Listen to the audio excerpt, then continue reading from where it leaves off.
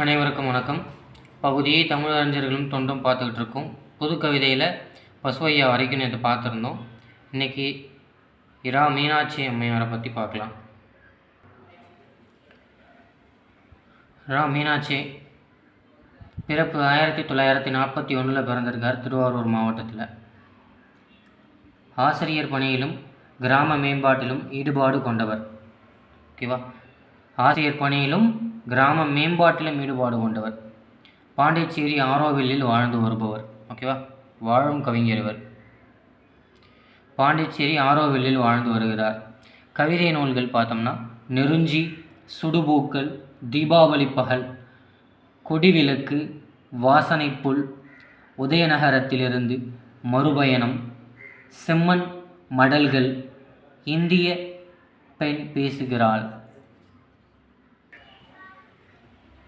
சரியா? மொத்தம் 9 கவிதை தொகுப்பு நூல்கள் எழுதியிருக்காங்க.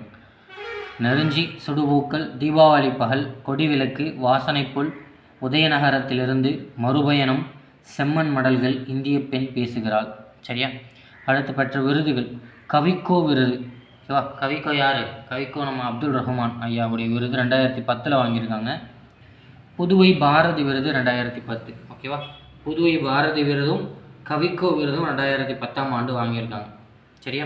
கவிதையில் இவரது சிறந்த பங்களிப்பிற்காக இவருக்கு ஜெர்மனி நாட்டின் டாக்டர் ஹென்ரிச் விருது வழங்கப்பட்டிருக்கு. சரியா? கவிதைக்கு இவருடைய பங்களிப்பை பெருமைப்படுத்துகிற விதமாக ஜெர்மன் நாட்டோட ஹென்ரிச் விருது வழங்கப்பட்டிருக்கு. இந்திய ஆப்பிரிக்கா இளைஞர்களுக்கிடையே நட்புறவை ஏற்படுத்த ஆரோவில்லில் கல்வி மையத்தை துவங்கியிருக்கிறார். சரியா? அந்த விழுப்புரம் பாண்டிச்சேரியோட அந்த எல்லையில் இருக்குது இது ஆரோவில்ன்றது. இந்திய ஆப்பிரிக்கா இளைஞர்களுக்கிடையே நட்புறவை ஏற்படுத்த ஆரோவில்லில் கல்வி மையத்தை தொடங்கியிருக்கிறார். சரியா? தாய்மொழியில் பயின்று யாதும் ஊரென உறவாகவே இருக்க விரும்புகிறேன் என்று கூறியவர் இரா மீனாட்சி அம்மையார். சரியா? கூற்றில் அவரை பற்றி கேட்கலாம். கூற்று காரணம் அந்த மாதிரி வச்சு. சரியா? இரா மீனாட்சி சிலபஸில் இருக்காங்க. ஸோ அவரை பற்றி கண்டிப்பாக இந்த தகவலாவது தெரிஞ்சிருக்கணும். சரியா?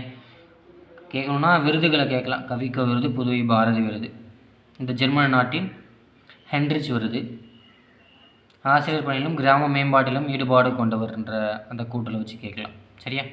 பார்த்துக்கோங்க. நெக்ஸ்ட் கிளாஸில் பார்க்கலாம். நன்றி.